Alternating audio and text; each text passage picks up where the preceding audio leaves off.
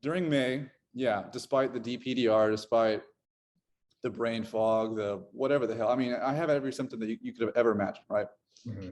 I just started living again. And slowly but surely, that feeling of being connected to myself came back. You know, that dissolution of my personality kind of started to return to normal. Yeah. And so fast forward to now, to September, I have had the best 4 months of my life. And I mean, I genuinely mean that. I have met incredible people. I met this amazing girl. And dude, so keep in mind, I was one of those kids in high school. I couldn't talk to anyone. I mean, I couldn't talk to a teacher, friends. I was that socially anxious. And now I've been hanging out with this girl like every day. You know, I met her parents or her parent or her family. It's just the things that you can do once you kind of lean into the fear, you know, it is truly incredible.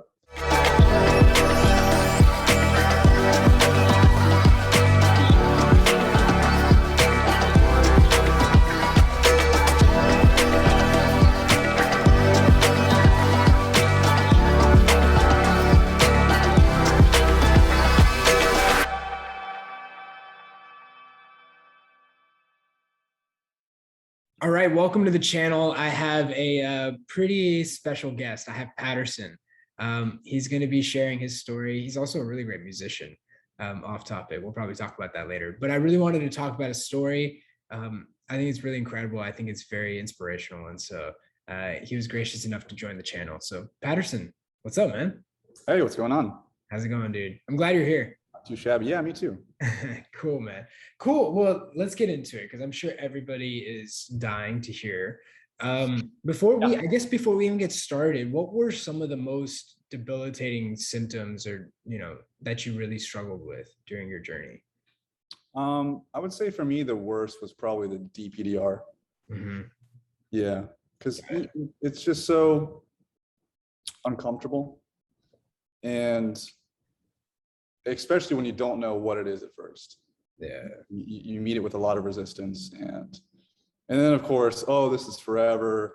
You know, that was the worst for me, I think, was the DPDR stuff for sure. Yeah. Yeah, no, it's scary, man. Yeah. And so let's get into it. How did all of this, how did your struggle start? How did the journey start? Yeah. So it's not, I've watched a lot of people's stories and testimonies, and a lot of people say, oh, I had this one panic attack, or oh, I smoked weed once and then it happened after that. But for me, it's not as cut and dry. It was much more gradual, I would say. And so I've always struggled with public speaking, and look what I'm doing right now, I've always struggled with public speaking, and back in high school I was socially anxious, couldn't really fit in with people. I had a tendency to just put up a wall, So, and I'm also very sensory. I'm a sensory person. So I would say that from a very early age, I've been on the spectrum of, I'm a highly sensory, worrying type of person, right? So I was kind of building this perfect storm, so to say, And a few years back, I was treating my body like garbage, smoking a lot of weed, cigarettes, alcohol when I was in my late teens. And all that's very taxing to the nervous system, And so I was just really stressing and wigging myself out from a very early age. And again, we're just building and building at this point, And I struggled with health anxiety before, just because of, when your nervous system is sensitized, you get all kinds of weird symptoms and stuff, And so I'm like, oh, what's this? What's that? Oh, I have tingling in my hands, blah, blah, blah. But And I actually stopped caring. I kind of gave up that whole health. This was like 3-4 years ago. So that was kind of my first battle with anxiety, so to say. But I guess I never truly, recovered from it. I guess I kind of ignored it. And there's this saying, I think it was in that Dare book, that when you slam the door on anxiety, it comes crashing through the window. Yeah. And so rewind about a year ago from this month, actually, I started feeling anxious, more anxious than I've ever felt. Like, why can't I all of a sudden be comfortable with my friends? Why am I all of a sudden living in my head and being overly aware of thoughts and processes and, all that good stuff? And of course that freaked the hell out of me. So then I was I went into fix-it mode again. And I saw functional medicine doctor, I saw an acupuncturist, trying to figure out what was wrong with me. And all my tests came back relatively normal. I had some like candida overgrowth and stuff like that. And I was like, oh, you know what? Maybe that's what's causing the anxiety. That's what's causing the brain fog. Candida, of course, that's the answer. Even, it would just shift. It would go from one thing to the next, right? And so I went down this rabbit hole all last year of just trying to figure out what the hell is wrong with me. Like it must be something other than stress and anxiety. It must be. And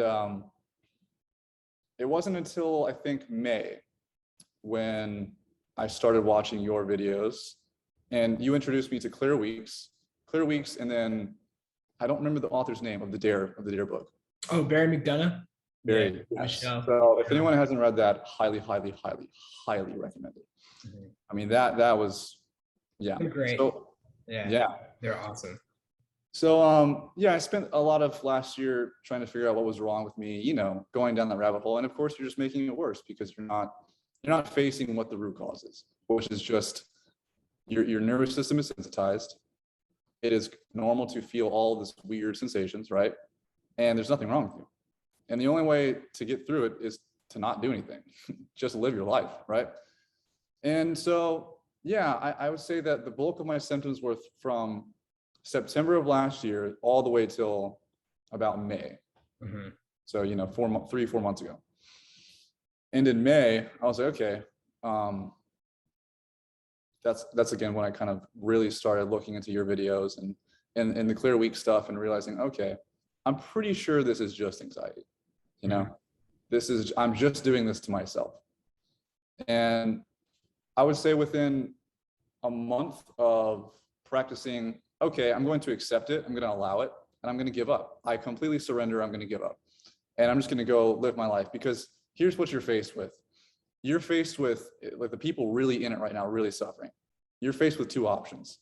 You can either sit in your house, wallow in your sorrows, and then live in regret because you didn't live your life, or you can go out there with your symptoms and just take life by the horns, right?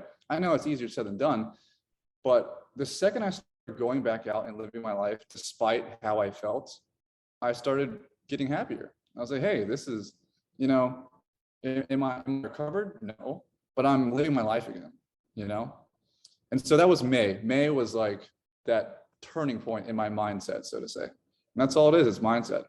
So I started living my life again. I drove down to the beach with my family, and I was able to really take my mind off of anxiety because I was surrounded with people, And it's a potent tool, a very potent tool in recovery, in my opinion, is to go out there and do things, engage in things, right? When you're engaged in people and activity, you're not living in your head. If you're not living in your head, you're not having anxiety, right? So during May, yeah, despite the DPDR, despite the brain fog, the whatever the hell, I mean, I have every symptom that you could have ever imagined, right? I just started living again. And slowly but surely, that feeling of being connected to myself came back. That dissolution of my personality kind of started to return to normal. Yeah. And so fast forward to now, to September, I have had the best 4 months of my life. And I mean, I genuinely mean that. I have met incredible people. I met this amazing girl. And dude, so keep in mind, I was one of those kids in high school. I couldn't talk to anyone. I mean, I couldn't talk to a teacher, friends. I was that socially anxious. And now I've been hanging out with this girl like every day. I met her parents, or her parent, or her family. It's just the things that you can do once you kind of lean into the fear, it is truly incredible. But I'm not 100%. And we were talking about this yesterday, that people like to put this this measurement on anxiety recovery, right? It's like, oh, am I 100%? Oh, am I, like, who cares, man? At the end of the day, you're gonna struggle with normal things for the rest of your life, right? We're in a fallen world. This is not our home. Nothing is how it should be. But at the end of the day, again, it's not about reaching 100%. It's not about reaching 95. It's just about, are you living your life again? And are you enjoying your life again? And I can guarantee you that you will be able to do that. Yeah, for sure. Yeah. Because like I said, I've had the best 4 months of my life. I mean, every day I'm going out with friends, taking pictures, doing stuff, you know, I'm living more fully than I've ever lived before, ever. And I think anxiety can be a blessing. And well, it is a blessing to everyone who goes through it, if you come at it with the right mindset, of course, you know, because it's no joke. It's very serious. I've lost a friend to depression, anxiety, you know, he gave up. And I will say, not to go off on a tangent here, but, you know, I was talking to you about the faith thing. What's really helps me stay grounded and anchored is having faith. I'm a believer, right? So, and this was my first kind of big trial. I just came to faith a few years ago. And it's like, people think it's like some kind of happy rainbow go lucky. No. People in faith are struggle of some of the people struggle the most in this world are of faith, right? Because the second you start to try and the second you try and start to do good in this life and try and deliver the news of the gospel, whatever, you're painted with a giant X on your back, right? You're never good enough. You need to live in fear, not faith, all et cetera, et cetera. But yeah, so that's something that helped me stay very grounded throughout this experience, you know, not to lose hope, you know, because a lot of these people in the beginning, in the middle, you know, that's what they need is hope, you know. But if you just look at it in that regard, as this will be a blessing, this will build your character. This will ultimately make you live life more full, free from fear that you had before, right? And you'll do things that you never thought you'd do, ever. Because again, you have to lean into it. You have to lean into this fear to trust that you'll make it out okay. Trust your body to heal. And yeah, so it's been a wild journey, man. It's been been a wild journey. Yeah, I I agree with so much. I agree with everything you said. I think that's the interesting thing, right? It's kind of like every time I meet people who have recovered, it's all the same. Like we all kind of reach the same conclusions. It's pretty amazing.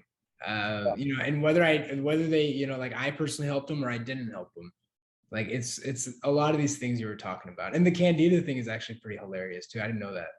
I had the same thing. I was like, oh, this is a candida issue. And yeah, well, and another thing, crazy diets. Yeah, another thing, the doctor, by the way, I love the, but he was like, okay, your iron's too high. That could be causing anxiety. It's like, okay. But you know, it's funny. I reached back out to him after I've recovered from anxiety. I'm like, hey man, there is absolutely no other way, because a lot of people come to him and anxiety is one of their symptoms.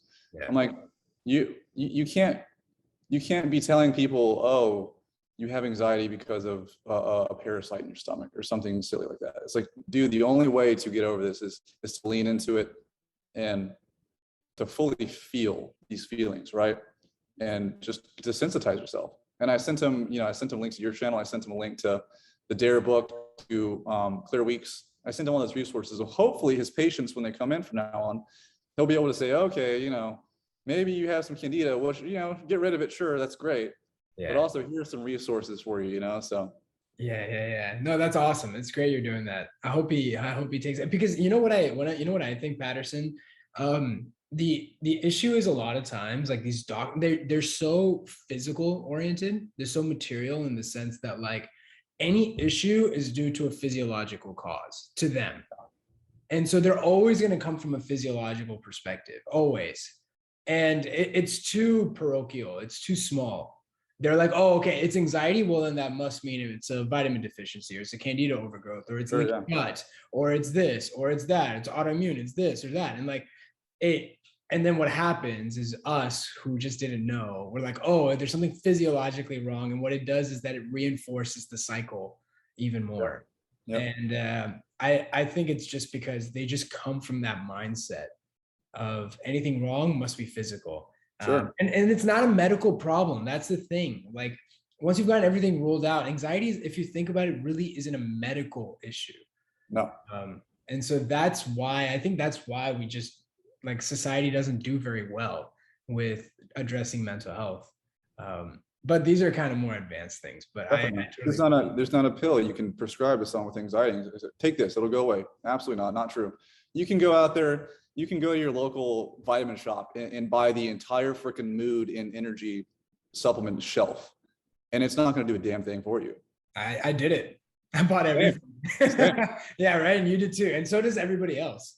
And so it's like, you know, it's and all you're doing by that, by the way, you know, if you're out there seeking coping mechanisms, you're just reinforcing that there's something to fix and that you're uncomfortable with it, right? Do something.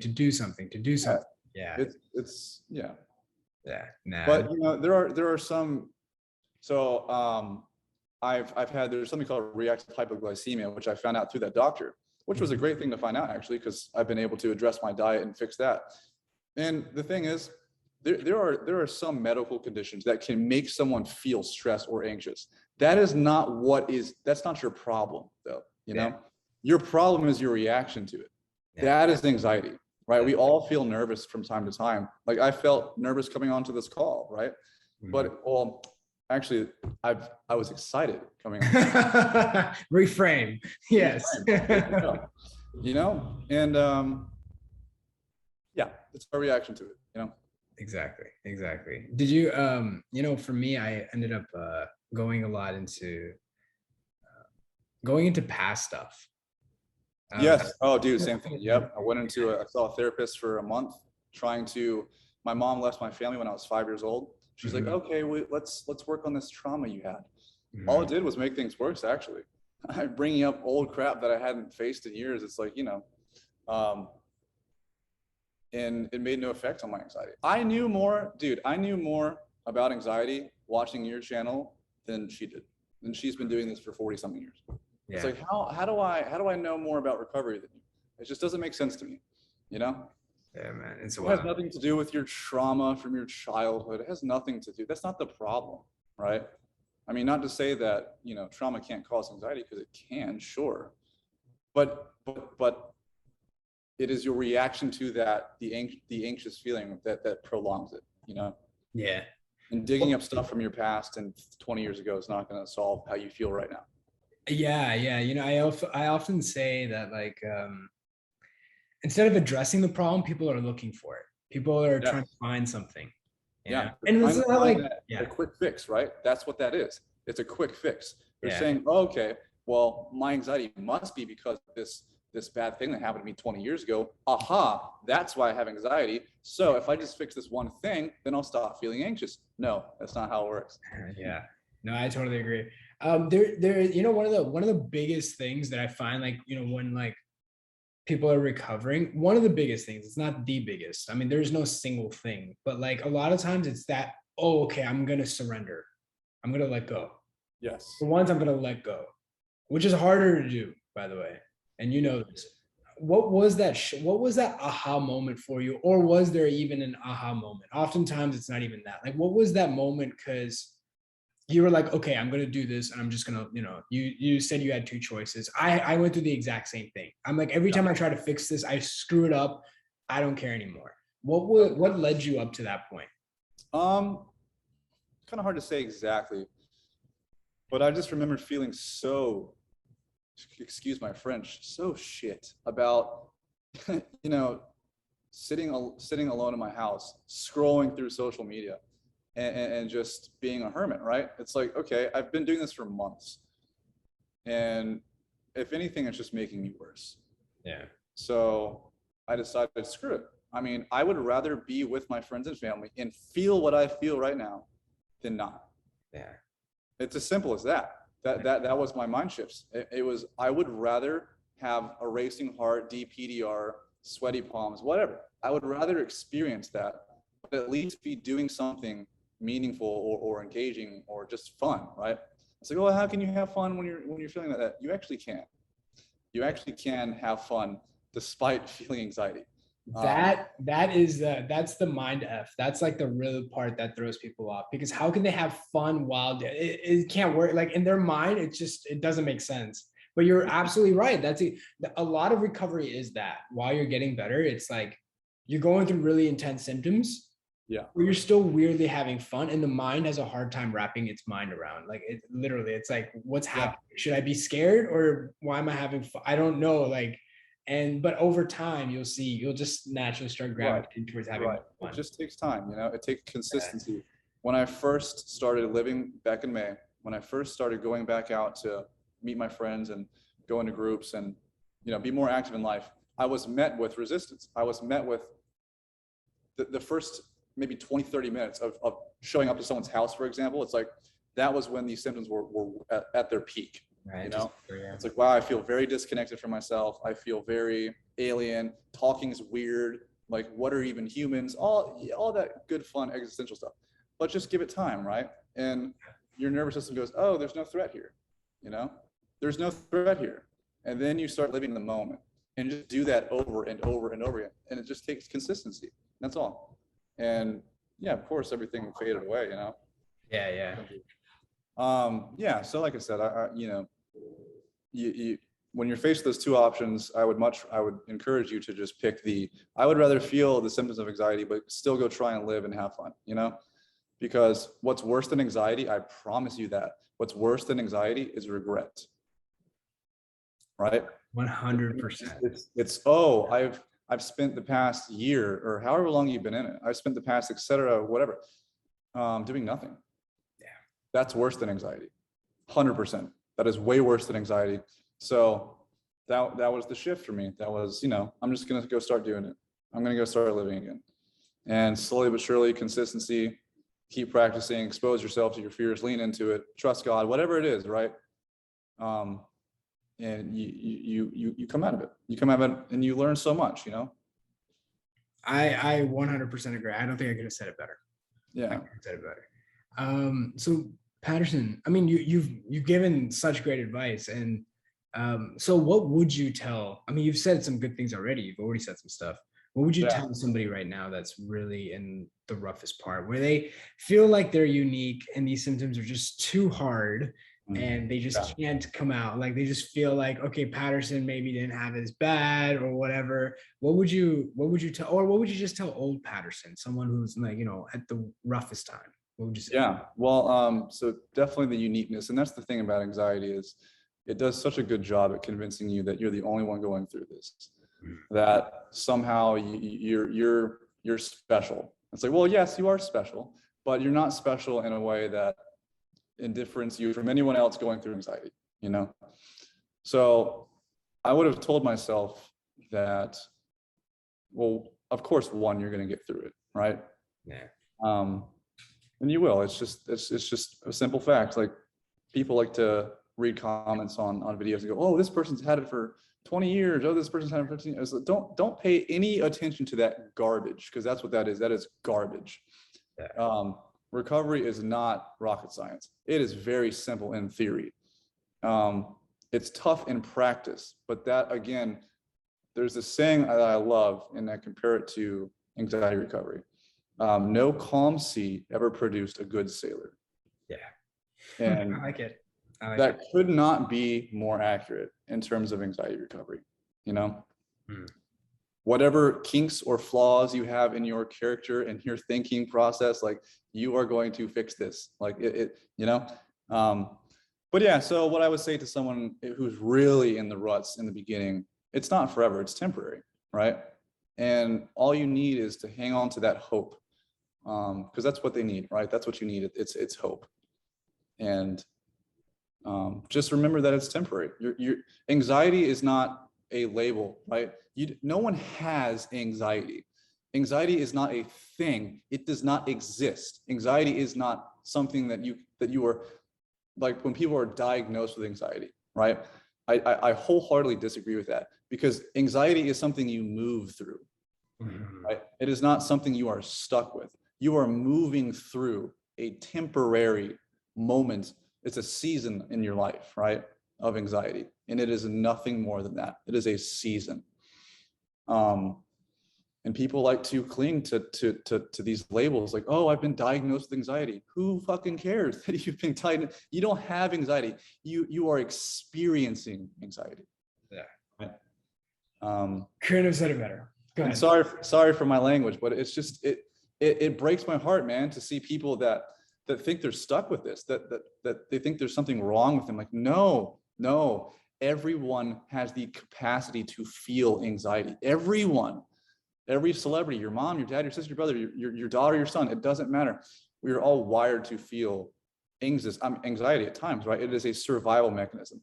The problem with us is we just kind of, we've tripped that alarm a little too hard, or, like our alarm system's a little too sensitized. That's all it is. It's not complicated. Your nervous system is sensitized and it'll come back down when you stop. You're in this loop, right? You're in a feedback loop. That's all anxiety is. It's not a disease. You're not diseased. There's nothing wrong with your brain, but that's what I would have told myself, You're doing this to yourself, man, like, come on. Great stuff, man. Great stuff. Very wise stuff. Incredible. It's great to hear these things. And yeah, man, very proud of your progress. And like I say, man, I told you this offline, dude. I think you're also very talented too. If you don't mind, I'll just post your music down below. Sure, man. Yeah, absolutely. That'd be cool. Yeah, don't be shy, man. Don't be shy. There you go. It was good, man. It was good. You got some range. I thought it was great, man. Thanks, dude. And so appreciate again, man, coming on the channel, sharing your story. There are going to 100% be people that really find this hopeful. And yeah, I hope so. Yeah.